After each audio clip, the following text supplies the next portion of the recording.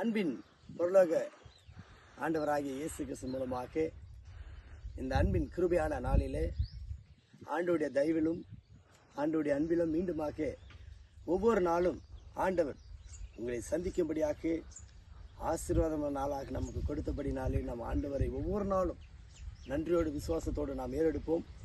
இன்றைய பரிசுத்த நாளிலே கர்த்தர் நமக்கு கொடுத்த இந்த அன்பின் நேரத்துக்காக நாம் நன்றி செய்கிறோம். ஆண்டவருடைய பரிசுத்த ஆசீர்வாதம், தேவனுடைய வல்லமை, தேவனுடைய மகிமை இன்றும் இன்றும் சதா காலங்களில் நம்மோடு இருப்பதாக. ஆம், ஒவ்வொரு நாளும் நாம் ஒவ்வொரு வாக்குத்தத்தை நாம் பார்த்திருக்கிறோம். இன்றைய வாக்குத்தத்தங்களில் நாம் பார்க்க வேண்டியது என்னவென்று பார்த்தோமானால், என்னுடைய சாட்சியை உங்களிடத்தில் நான் பகிர்ந்து கொள்கிறேன். ஆம், கடவுள் தேவன் நமக்கு செய்த நன்மைகள் என்ன, அவருடைய நாமத்தை நான் ஏன் இந்த இடத்துல சொல்ல வேண்டும் என்றால், ஒருவர் நமக்கு செய்கிற உதவி எப்படி நாம் மற்றவர்களுக்கு அந்த உதவியை நாம் வெளிப்படுத்துகிறோமோ, அதுபோல ஆண்டவராகிய இயேசு கிறிஸ்து என்னுடைய பாவங்களை மன்னித்து என்னை பரிசுத்தமாக்கி என்னை வல்லமையினால் அபிஷேகத்தால் நிரப்பி பரிசுத்த ஆவியை என்னிடத்தில் வைத்து கிருபையினால் நிறைவாக்கினார். அப்பேற்பட்ட உன்னதமான தேவனுடைய வார்த்தையை இந்த இடத்துல நான் சொல்லுகின்றேன். அதாவது கிறிஸ்தவனாய் இருப்பது மேன்மையாக இருந்தாலும் நாம் ஆழமான நேரத்தில் கூட தேவனை ஒவ்வொரு நாளும் நாம் ஸ்தோத்தரிக்க வேண்டும். அவருடைய நாமத்தை விசேஷிக்கமாக நம் நாமத்தோடு ஜெபிக்க வேண்டும். அந்த உண்மையுள்ள கிறிஸ்தவன் உள்ள வெளிப்பட வேண்டும் என்றால் நாம் பரிசுத்தனாக இருக்க வேண்டும். அதுபோலத்தான் ஆண்டவர் என்னுடைய வாழ்க்கையிலே அநேக ஆசீர்வாதங்களை செய்தார். எனக்கு கடந்த போன நாட்களிலே எவ்வளோ இடர்பாடுகள், கஷ்டங்கள், கண்ணீர்கள், வியாதிகள், எது எடுத்தாலும் பிரச்சனை, எது எடுத்தாலும் ஒரு செயலிருந்து போற ஒரு காரணமாக இருந்தது. எந்த வேலையும் ஒரு தொந்தரவு இருந்தாலும் ஆண்டவரிடத்தில் நான் உண்மையாக செபித்தேன்.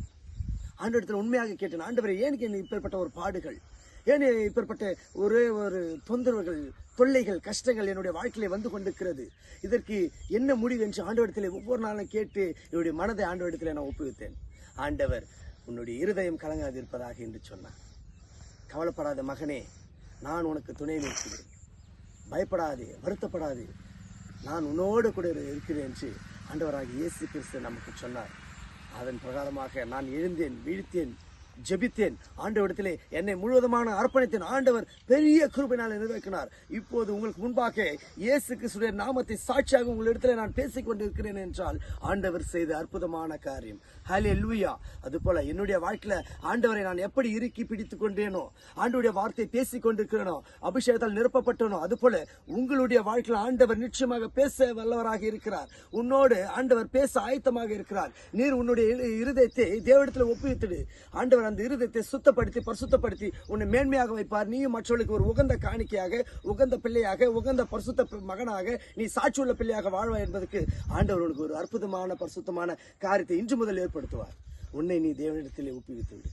கர்த்தர் உன்னை ஆசீர்வதிப்பார். உன் மட்டுமல்ல, உன் மூலமாக அநேக பேர் ஆண்டவர் ஆசீர்வதித்து விடுதலை கொடுப்பார் என்பதற்கு சந்தேகம் கிடையாது.